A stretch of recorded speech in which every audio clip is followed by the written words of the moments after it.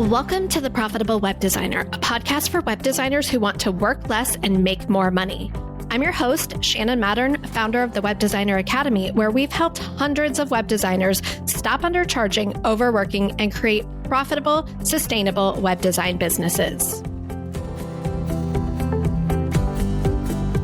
Hey everyone, and welcome back to the Profitable Web Designer podcast. Today, I am so excited to be bringing you Payton Smith, founder of PaitPro, which is a resource that helps web designers future-proof their businesses and skip 10 years of struggle and confusion. So Payton's a web designer, an SEO, and SaaS founder who's been building websites since 2018, built hundreds of client sites, trains web designers on how to run businesses. So Payton, welcome to the Profitable Web Designer podcast. Thank you so much. I'm excited to be here. This is awesome. So this is the first time that we're actually getting to have a conversation, although, of course, I've heard of you. I have colleagues that have mentioned you to me as someone that I needed to connect with and get on the podcast. I had the pleasure of providing a training for the PaitPro community, which we'll talk about a bit later. But before we dive into all of that stuff, can you give me your superhero origin story? Tell me the background of how you got started in design and what led you to even creating PaitPro. Yeah, absolutely. This was something that I think I was meant to do, but never really thought I would end up doing this type of creative work and enjoying it so much and actually making money from it. That was definitely a surprise to me. So in college, I tried studying a lot of different things. I thought initially I wanted to go be a lawyer. So I studied English and I hated it and I had a hard time focusing. And I did sales. I had a summer job where I would go door-to-door sales. And that, while I enjoyed it, it still just didn't really fulfill me. And the only thing at school that really sparked any sort of passion or interest was a couple of my graphic design Adobe Illustrator classes. And I fought that as hard as I could because I always knew that you couldn't make money as a designer, as a creative. And as much as I tried to fight that, I just kind of ended up exploring that more and ended up in a class where I built my first website and it all clicked for me. And by the time I graduated, which thank you to my wife who kind of pushed me through those last couple classes, I was freelancing full time while I wasn't maybe making as much as a full-time person would hope. I decided just to go all in after I graduated. I never went and applied for a job or pursued anything other than just building websites for anybody that I could find. It started as local businesses there in my area. And from there, it just evolved from websites with small businesses to bigger businesses to starting to offer SEO to starting my YouTube channel talking about websites because I just loved it so much. And now I'm in a spot where, I've got a team. I still build websites. We do SEO. We have built a few SaaS products around the web design and marketing space. And every day I feel just lucky that I'm doing this stuff because I had no idea that this would be not only an option, but such a great opportunity for me. So I'm happy to be where I am. Oh, I can't wait to dig more into those early years. When you mentioned, you're like, I just went straight from graduating to freelancing, or there's probably a bridge to both of those things happening. You didn't get conditioned to be an employee the way those of us who left college, went to corporate, and got conditioned, for lack of a better word, to have all of these habits that work against us when we go out on our own to freelance and grow our own business. And we talk a lot about employee mindset and a lot of undoing that to run your business on this podcast. I'm curious for you, coming out of graduating and going straight into full-time freelancing, and you're like, I probably wasn't making as much as a full-time employee would, but what were some of those early challenges that you had in, okay, I have this skill that I learned and I know how to build websites and it's really, really fun.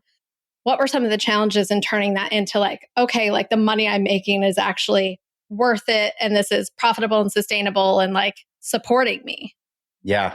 I think that is a really valid point because there are definitely maybe cons to having like that employee mindset, but also there are a lot of pros too to having the experience, especially like, say if I would have gone and worked for an agency, I could have kind of spent some time seeing how it works, how they Sure. interact with clients. And so I feel like I battled with both those things. I think my lack of experience definitely put some extra pressure on me to like self teach myself what I didn't know. I found out very quickly what I didn't know, right? Whether it was just the whole process of just dealing and communicating with a client and all of the logistical things that go into launching a site.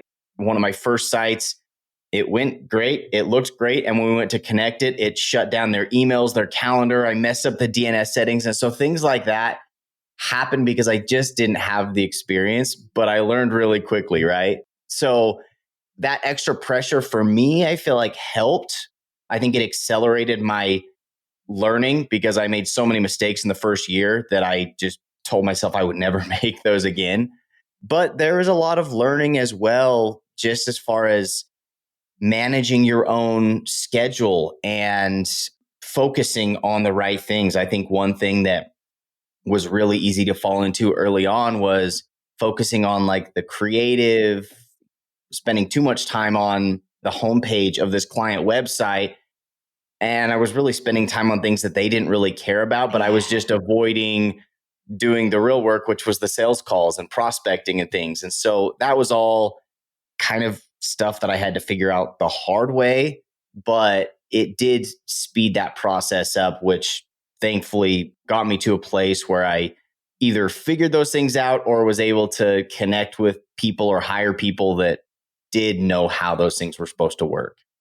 I think one of the qualities that makes someone successful in business is a willingness to break things and figure it out along the way. I call myself a stove toucher. Like I will touch the stove twice, three times, but I'm not afraid to dig in, figure something out, maybe break something. And I don't know, maybe that's a bad quality, but I always think of it like I just don't think that I can't figure something out. I'm like, I can figure anything out. Like, so I think that it's a quality that so many designers and web designers, developers maybe discount as like a superpower. Like they're like, Mhm. I'm self-taught. It's like, yeah, that's your superpower. You figured out how to do something on your own. Absolutely. No, I feel like that is what I have been preaching so much recently is I think web designers are possibly the most well equipped to capitalize on all of this AI stuff and new tools and everything because I just feel like we get so good at figuring stuff out and it not even design stuff, but any new tool, any problem, any solution. It is a superpower. I think even more so than being able to design a nice website because so much of what we do when we're working with clients is problem solving. And especially if you're offering any sort of marketing on the back end, whether that's SEO or ads or ad creative, all of those things are just big problems that need solving. And if you can solve them, I mean, they're problems that are worth a lot to clients, which means they'll pay us a lot to solve them.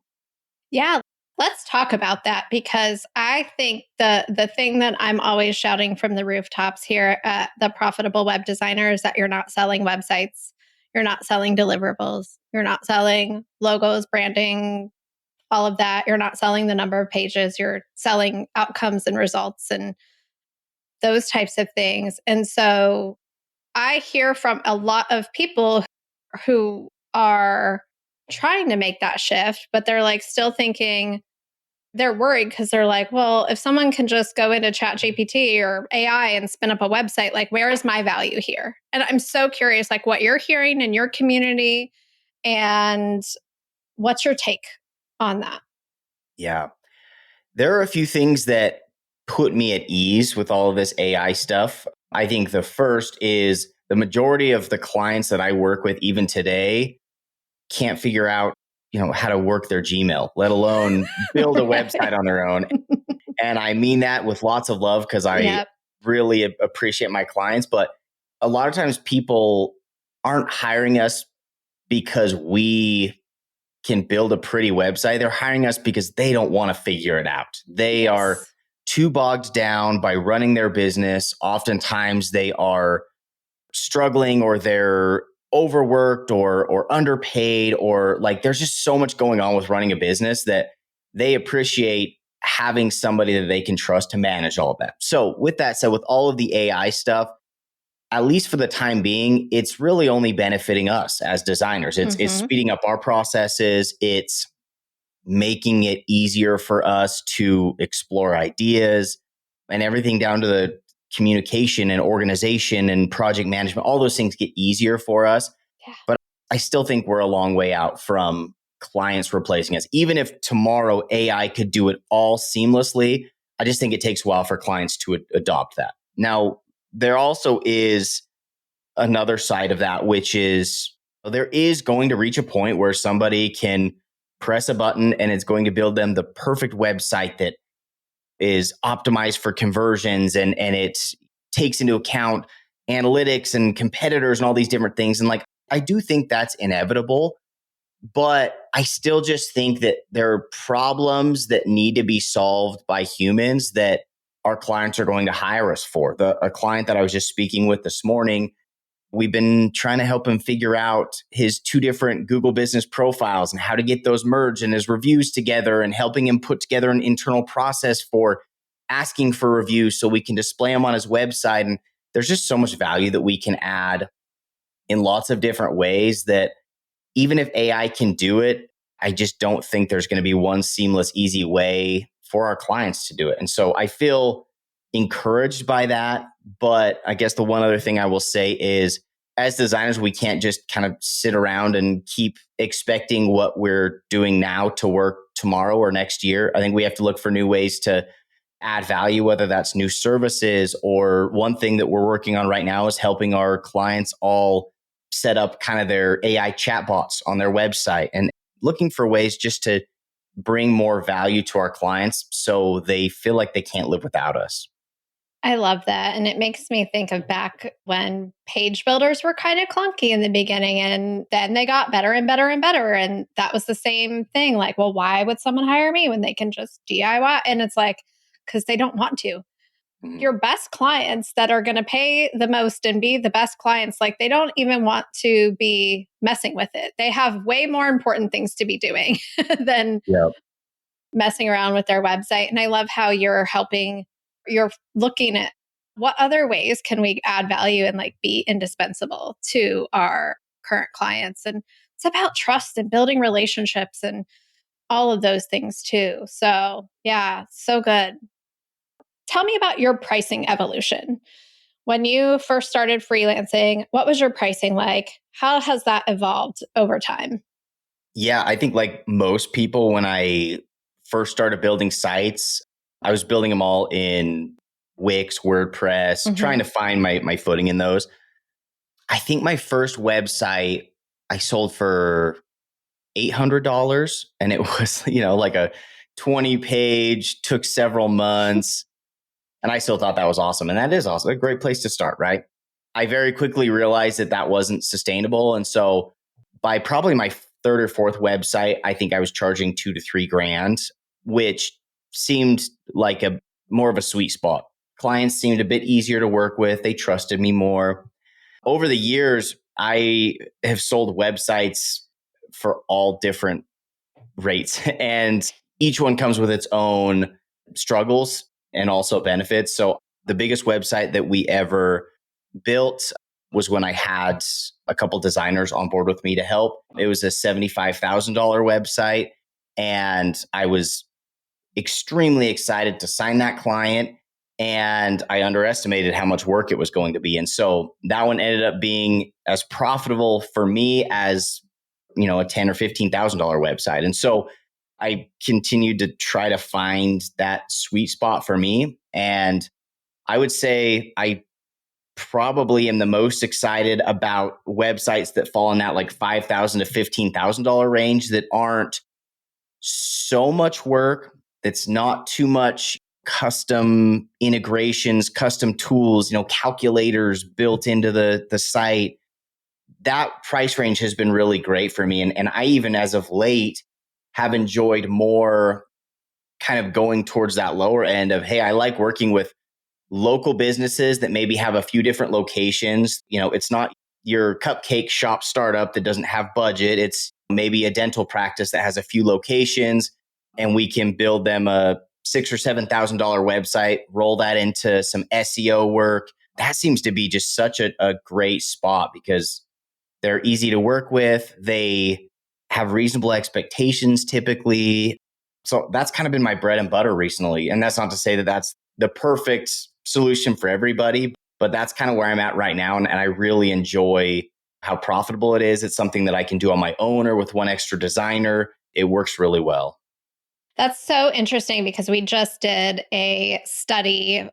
We did a survey of our audience and the attendees of our Simply Profitable Designer Summit, just asking them about pricing and revenue and all of these things. And it hasn't come out at the time of this podcast. We were just putting the finishing touches on the podcast episode and the page for it on our website. But one of the things was like how much opportunity there is for recurring revenue beyond projects. And so what I just heard you say is that you're looking very specifically for clients where you can build the $6,000-$7,000 website that's going to fulfill their need and really parlay that into ongoing recurring revenue work for those clients so that you can, I would imagine, stack that up and create some really good consistent recurring revenue.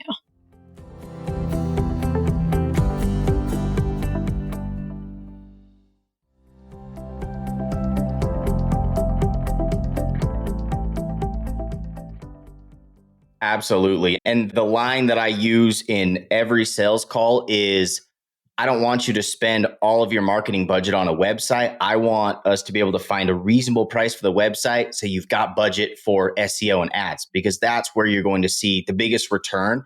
And that gets them excited, first off, because they know I'm not just trying to max out their budget for a website, but also clients are going to be much happier with me. They're going to be more likely to refer me, to leave me a review. If we can get them to the point where we are getting them traffic to that website. And so if that means lower rates for websites so we can get them into a marketing campaign, that's a win for everybody. And we found a lot of success there.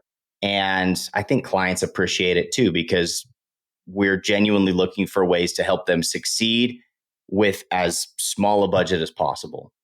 Yeah, it sounds like such a huge win-win, like all the way around.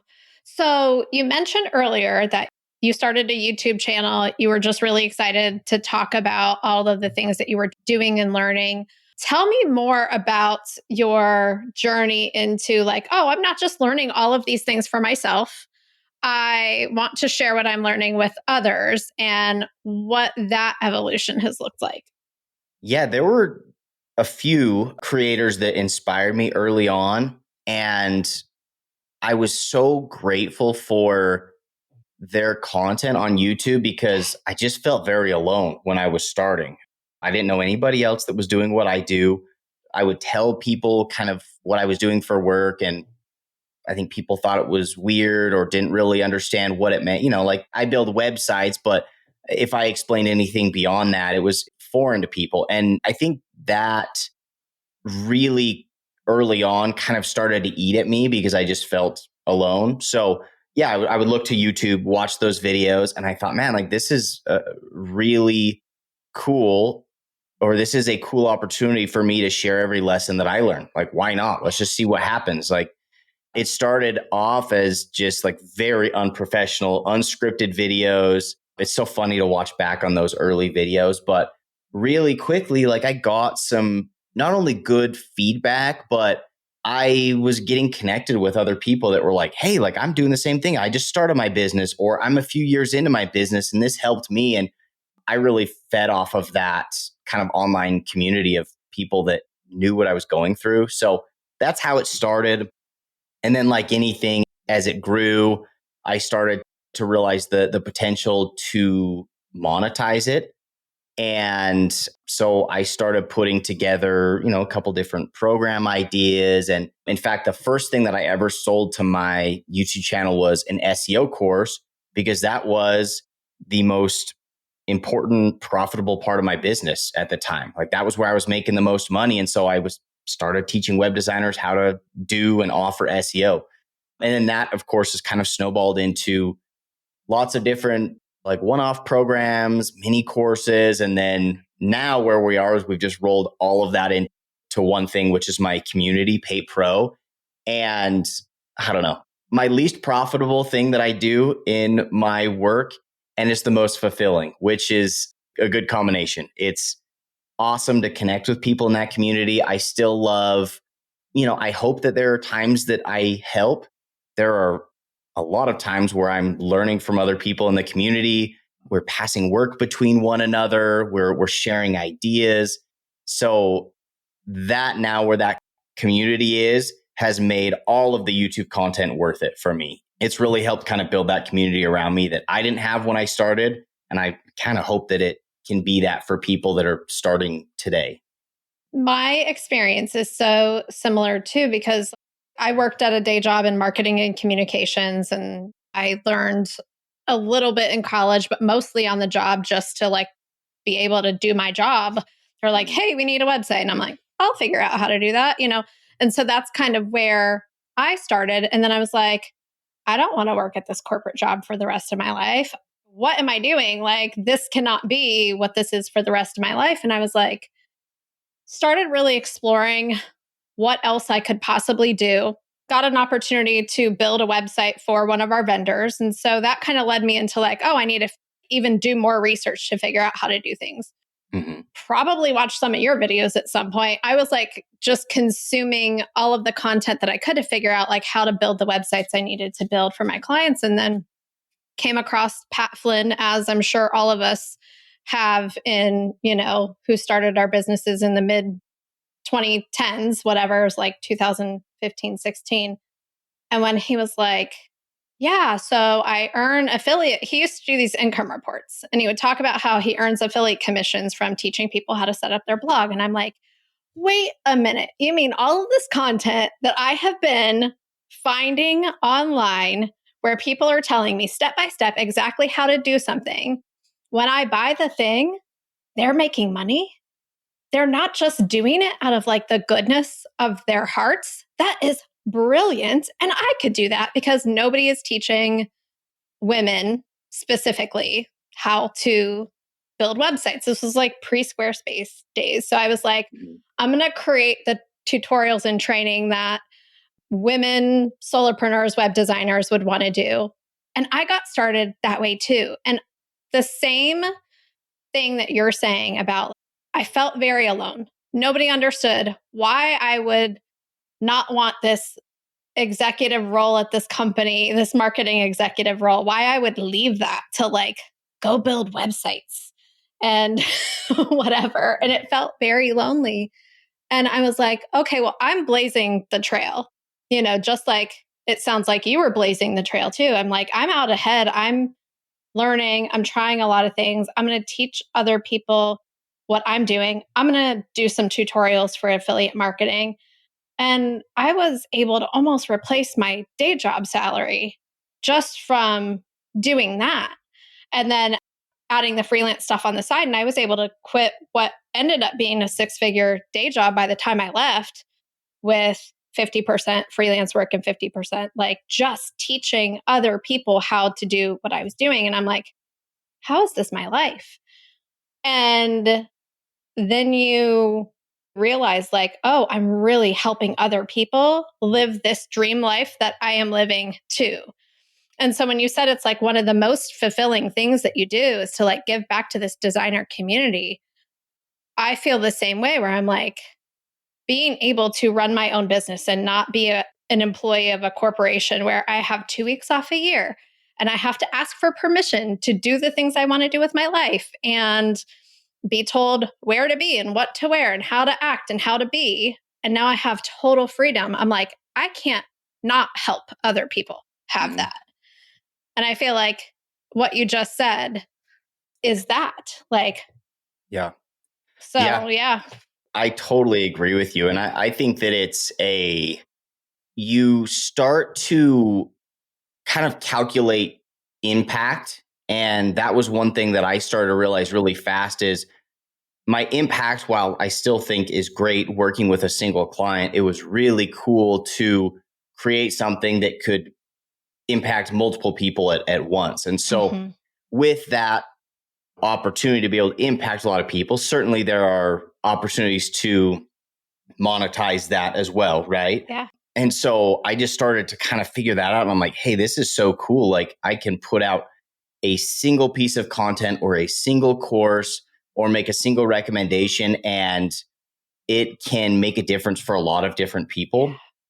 And I think there's also a level of you start to look back at when you started and you're like, these are all the things that I struggled with or I had a hard time with. I still have flashbacks of being in our 1-bedroom apartment with a new baby and being stressed about where my next client is coming Yeah. from. And so like those are the kind of the internal drivers that made me feel like I just want to put out so much content on finding your first clients because I Mm-hmm. know how stressful and like crippling that can be. And so there are just so many things that kind of drew me to creating that type of stuff. And it is so fulfilling. And it's such a cool, again, just another kind of opportunity that us as designers are able to figure out, I think, as well as anyone, because Yeah.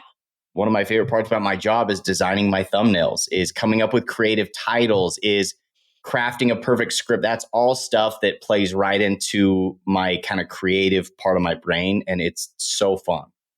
Yeah, we're problem solvers. And now you get to solve problems in different ways. Like, how can I get this content that I'm so passionate about creating in front of as many web designers who need it as possible? So it's just a different way to use the creative problem solving skills that Mm-hmm. you're using with how can I get these dentists as many leads as possible. So let's talk about getting clients because I am also very passionate about helping people on this podcast. Not knowing how to get clients is like a barrier to creating the life and the business that they want. And we talk about every strategy that I've ever successfully used our guests on this podcast because we just want to like take that off the table. There's plenty of other challenges in running a business like pricing and dealing with difficult clients and boundaries and just all of those things. So we can help you with all of that. But let's just talk about getting clients. What are your number one strategies that are your go-tos for when someone's like you were, I just need my next client? Mm-hmm. After years and years of doing this, I've certainly narrowed in on those that are more effective, but I still feel like it changes every time. Like, and certainly the easy answer is like once you've been doing this for so many years, like referrals come so much easier. But Yeah. that's not something that people can rely on early on. So I've got a few answers for this. So this is a really fun topic because it's easy for us at year 8, 9, 10, whatever, to be like, oh, they just kind of, it's easy. But early on, like there is this season of what I always call just like scrappy sales. It's Yeah. like whatever you can do. And so some of my earliest clients, it was just talking to my kid's dentist when we were at the dentist, or seeing somebody posted on Facebook and they were like, hey, my nephew is opening a gym here in town. And like I messaged them and said, hey, I build websites. I know so and so. And that was another deal that I got. It was just like anything I could do early on. Right.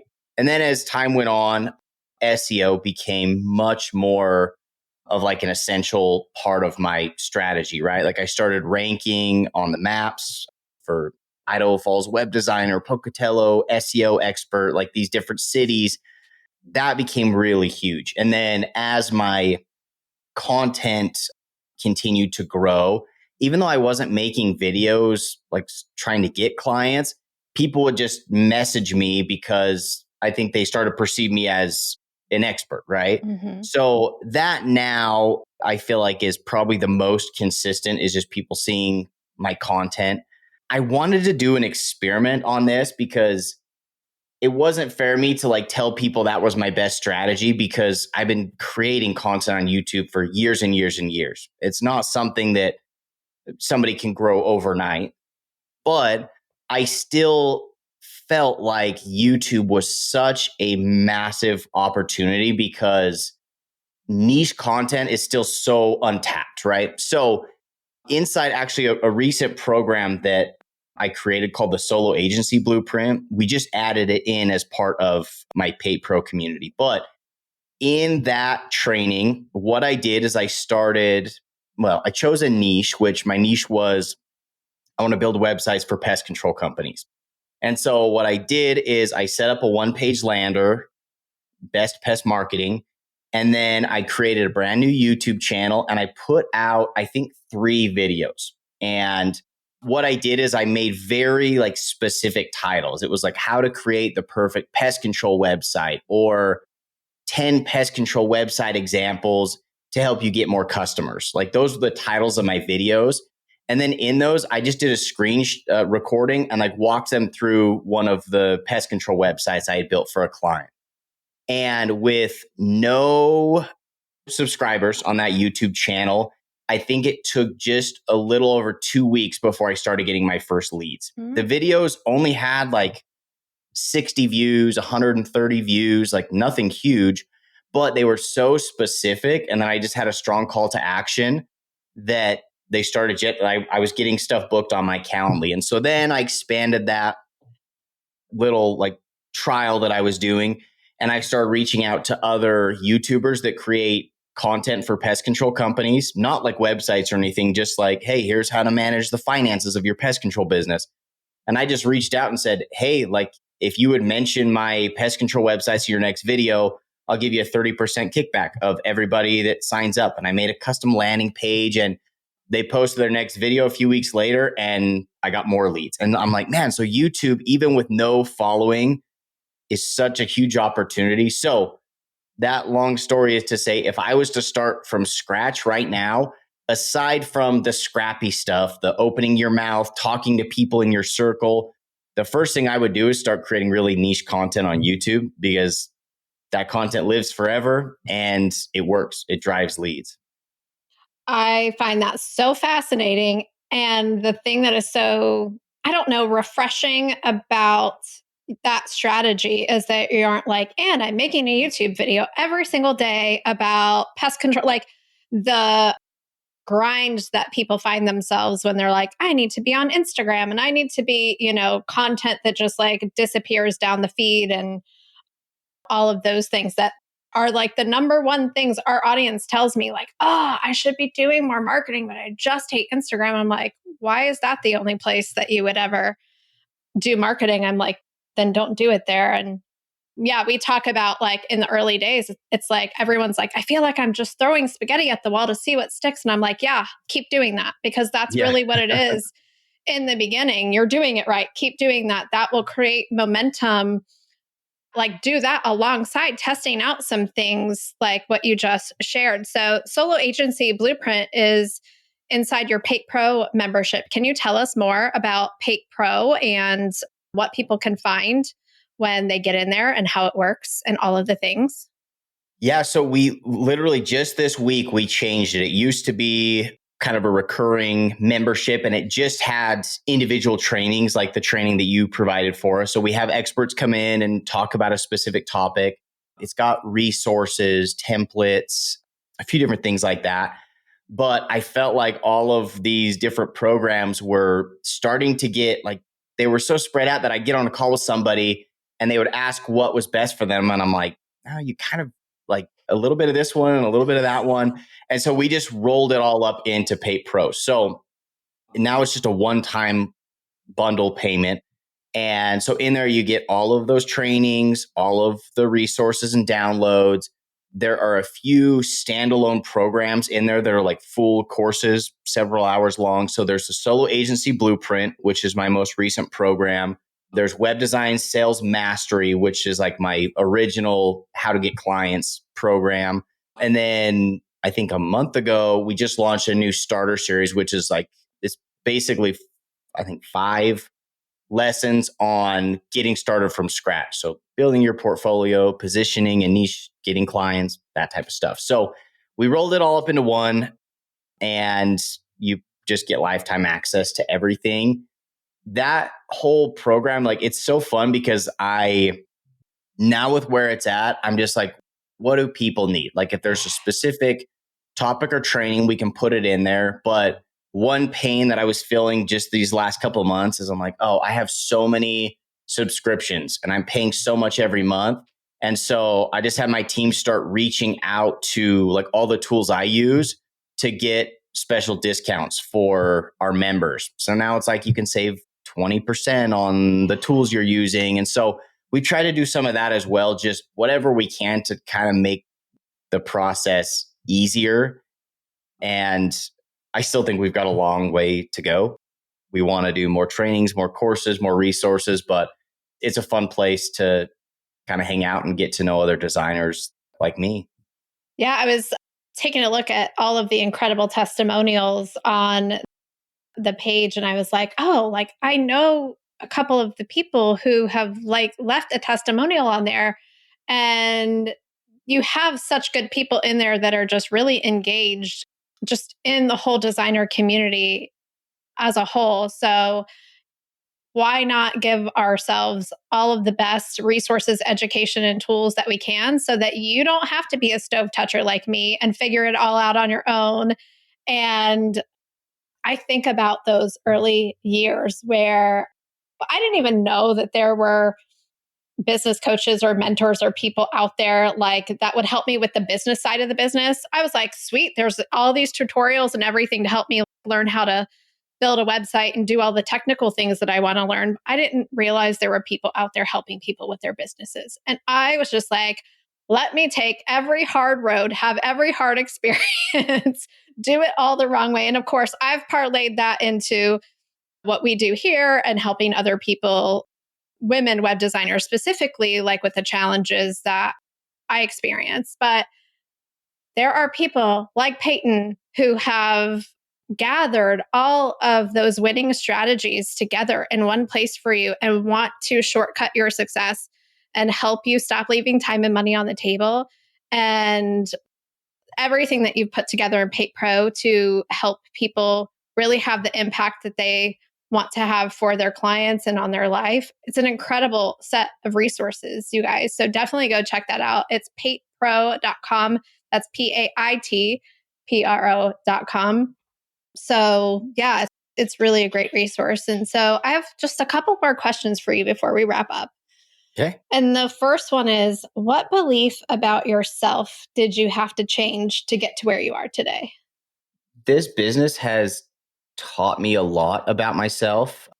The first thing that comes to mind kind of goes back to that maybe employee mindset. And I think it's just kind of like a cultural mindset where we feel very dependent on someone to sign our own check or to kind of like hold our future, our destiny in their hands. And being able to kind of unlock that part of my brain and belief where I'm like, I can control my own life and I have 100% control over how much I earn and what I can accomplish and what I can build. And once I figured that out, it's just opened up so many cool opportunities. Right now, like I'm obsessed with the whole SaaS world because it's just such a cool opportunity. And I'm like, holy cow, this is one of the most direct ways to use my skills as a designer or marketer to build my own product. And being able to like take that leap to build something like that, I just never would have been able to do early on. I think that I just didn't know that it was possible. And so it has really like empowered me to feel like I control my own life and being able right now, like maybe you've even heard my kids in the background, but like being able to work from home and like the time I get to spend with my kids and also get to kind of show them me working. And I've kind of like built a lifestyle that I wanted. And yeah, and again, I just think that if I could have seen myself when I started out, I wouldn't have believed it. And I think it kind of took throwing myself into the fire to figure it all out, to be like, wow, I really can have this ideal setup with work that excites me every day, and still the dynamic of being able to do what's most important to me, which is not work. Like I love to be able to spend time with family and go on trips together and take my boys golfing, and like those are the things that like are most important. And so that was only really possible through kind of finding that empowerment, and like you said, kind of touching a couple stoves and seeing what was possible. So good. I think that is the perfect place to wrap up this episode. So, can you tell everyone where they can go to learn more about you, what you're up to, PaitPro, your channel, all of those things? Yeah. So PaitPro is kind of like my one stop, like all of my resources, trainings, everything for web designers. I put out a lot on YouTube. So I will always tell people, like, unless you want just the whole pile of help and resources dumped on you at once, go check out my YouTube channel. I love putting out content there. And typically, anytime I have a new idea or find something that's working, I'll put out some content there. But yeah, PaitPro is certainly the place to go if you want to connect with me more personally, connect with other awesome people in that group. And aside from that, Pate Digital is my agency. If you go to the site, it's kind of wrapped up with my SaaS products, the agency, web design, all that stuff. But if you want to check out what I'm doing, you can go there. Awesome. Well, we'll link all of that up in the show notes. So, yeah, thank you so much for being here and sharing all of that with us. I really appreciate it. Well, thank you for having me. I appreciate it. It was awesome to finally hop on a call. Hey, so before you go, quick question for you. Have you been listening to the podcast for a while and are curious if the Web Designer Academy is right for you? If that sounds like you, request an invitation to our next open house, where you'll get to attend our next live strategy call and then take a tour of the program with me and get all of your questions answered. All you got to do to get your invitation is go to webdesigneracademy.com/open house, fill out a quick form telling me more about your web design business and your goals. And if it looks like I can help, I'll send you a link to join us at our next open house. Zero pressure, zero commitment, just a chance for you to check it out and see if it's the right fit. To get the date and time of our next open house and request your invitation, just go to webdesigneracademy.com/open house. That's webdesigneracademy.com/open house. This podcast is part of the Sound Advice FM network. Sound Advice FM, women's voices amplified.